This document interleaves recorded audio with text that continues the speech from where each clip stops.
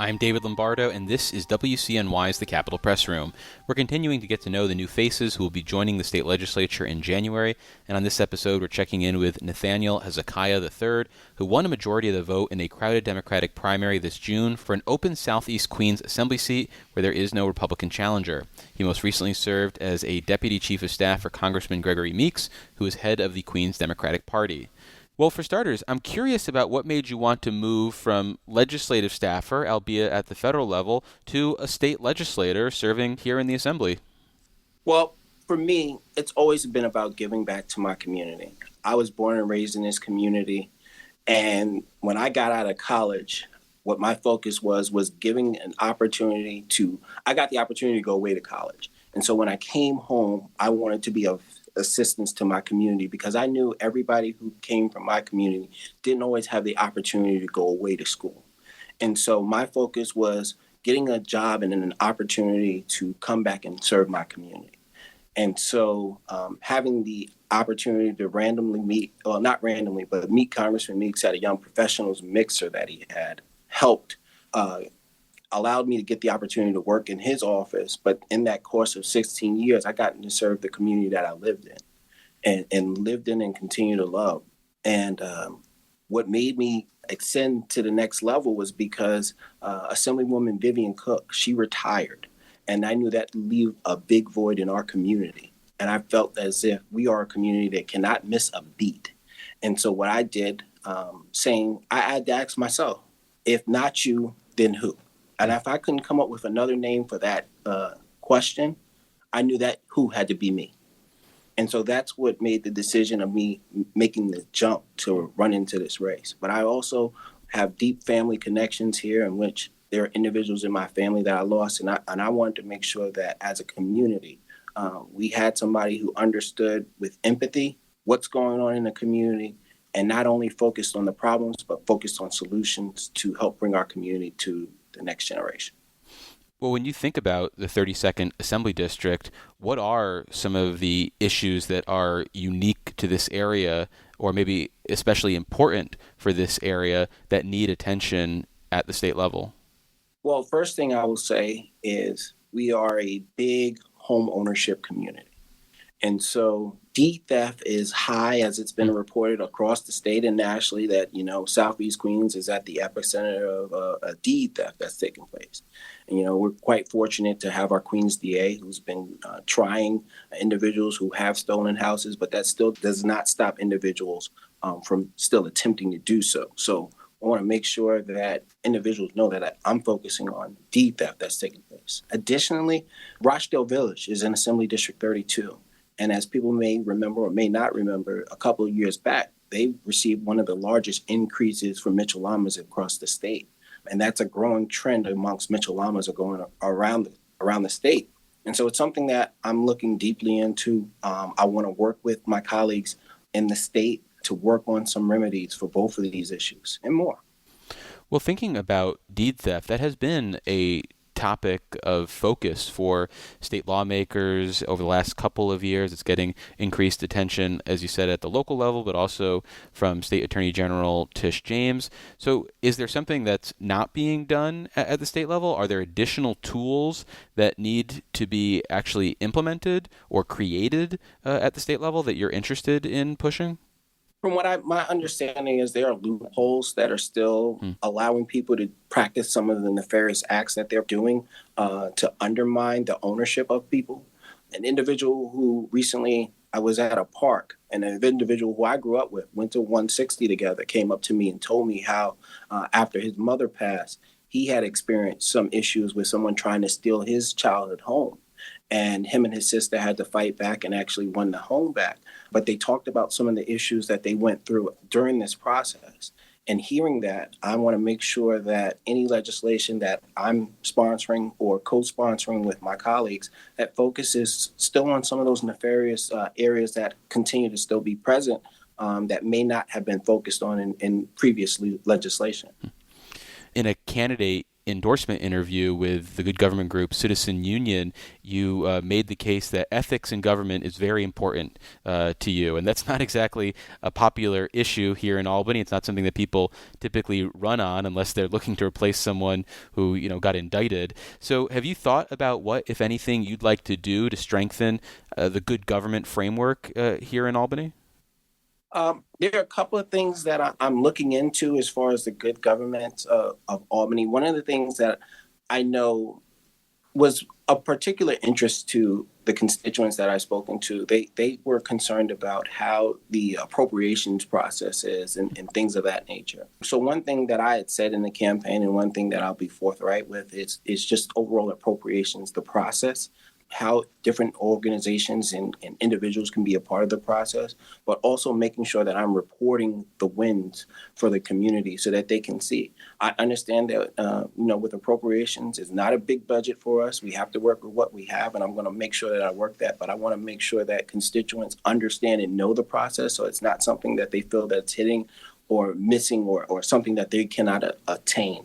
But I just want to work to make sure that I'm an ethical legislator, because I've learned from previous instances in Southeastern Queens, I don't want there to be any problems or any questions against what my ethics has been. Unfortunately, that has been the case here, but it's a new day. It's a new generation of elected officials that have been coming up in Southeast Queens that continue to learn from our predecessors, whether they're present or not present, but we continue to learn and try not to make those mistakes, and not necessarily saying that they made any mistakes, but there were allegations that were out there, and unfortunately, they were on the other side of the law, where we want to make sure that nobody goes through those circumstances, especially myself. Well, before we move on, let me reintroduce you. For listeners just joining us, this is WCNY's The Capitol Press Room, and I'm David Lombardo, and we're speaking with Nathaniel Hezekiah III, the presumptive next representative for the 32nd Assembly District, an open seat in Southeast Queens. So it's my understanding that both your father and stepfather died as a result of gun violence. So is there more that you think New York can do to curb gun violence? And is this something that is a passion project for you, given the personal connection? It is definitely, I would say definitely is a passion project for me, because unfortunately I lost my father at the age of 6. And it has always been something that stuck with me. And then getting hit at 17 with losing my stepfather, I then understood that what happened to me is that it changed my chain of thought. And I could have made a choice to be one who, went out and sought vengeance, or I could have been one to make the decision that I wanted to change my life for the better. And my choice was to make things better.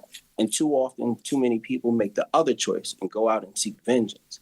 And I have to say that in certain instances, I have engaged individuals who have unfortunately been shot and had to go talk to them and say, listen, you need to choose a better life for yourself. And it's not necessarily you seeking vengeance, but it's you making sure that you make the right decisions for not only you, but the future of your family. And using myself as an example, where I've lost my father and my stepfather, and anybody in that path could think like, hey, what else do I have to lose? But I realized that, hey, if I want a future for not only myself, but my family and anybody else that comes along behind me, I have to make sure that I'm dealing with the trauma that comes along with that, but also making sure that I can continue to move forward and help those who I believe I can. There's a narrative that here in New York, especially under Democratic control, that the state is soft on crime, so to speak, that we, quote unquote, coddle criminals. As someone who's lost people to gun crime, how do you think about allegations like that? Do you feel like New York policymakers are pro-criminal and that they don't think about the victims, as the Republican critics allege? It's interesting. Critics are always going to be out there. But one thing I say that really doesn't lie are the numbers. And the fact that the numbers are showing that the crime reduction is taking place across the city of New York and also the state, I think we have to focus on the measures that are in place that are actually working to do that, whether it be the CMS groups or the direct intervention that's taking place. We have to continue to work on the measures that are working, that are actually resulting in the crime numbers to go down in our city and our state. I guess I'm thinking more about, the progressive criminal justice agenda here at the Capitol has revolved around things that are primarily focused on, well, how do we get people out of prison sooner? Something like elder parole or creating pathways so that people can get out of prison earlier because it may be good time. And the argument from people who oppose these sometimes say, well, what do the survivors of these crimes or the family members of the loved one of these survivors, what do they think about stuff like that? And I guess that's where I'm curious of, how do you think about this idea of people paying their debt to society, this idea of setting themselves on a better life, atoning for their crimes? I mean, how do you think about all of this? And do you imagine that will impact, the policies you push here in Albany? Yeah. One thing I'll say is I would have to assess it on a case by case basis. For someone who has had his father and stepfather murdered, for another family to experience that, it's something that's always in consideration for me. Because not only in my life have I gone through this experience, I also have engaged with individuals who have parents who have lost their kids to gun violence on the street, and other individuals who have lost other family members who have lost family through to gun violence. So I have to take it on a case by case basis. But one thing that I am have a hard line on is just overall gun violence. I think that's something where I don't have a measure of budge to me, because it's hard. It's hard when you lose a parent. It's hard when you lose a child, and those individuals don't come back. But somebody had to make a decision to pick up a gun. And for families who feel that, they've forgiven individuals who've committed these crimes, it's something that I would be willing to listen to those families of the victims more so than anything, to hear what their standpoint is. I appreciate the work that the individual has done to transform and change their lives, but I'd love to hear from the victims' families of these crimes as well. Because I understand that there are victims when a gun is shot, the victims who lost their loved one, and then the victims family who decide to pick up the gun. And so I'd love to hear from both sides and make a conscious decision on a case by case basis. Well, finally, there's going to be a lot of turnover in the Assembly Democratic majority from 2026 to 2027, including the addition of yourself. Any sense of where you're going to fall in this new landscape? Do you see yourself as one of the more centrist members, one of the more progressive members? What do you think your ideology is going to look like compared to your Assembly Democratic colleagues? I have no idea. I'm going to leave that up to you guys to decide where I fall. What I'm going to do is I'm going to focus directly on what I've been focused on since day one. And day one means way back as a child working in labor or working for Congressman Meeks. And that's focus on the people. I will let that continue to be my guiding path in finding solutions for the community. And then I will let you guys decide where I fall. Am I a centrist? I'm a progressive?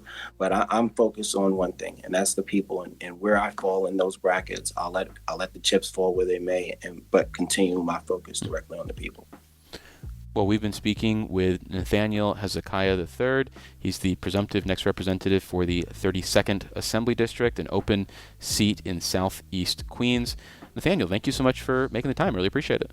David, I appreciate it. It's an honor. I look forward to doing this again with you soon.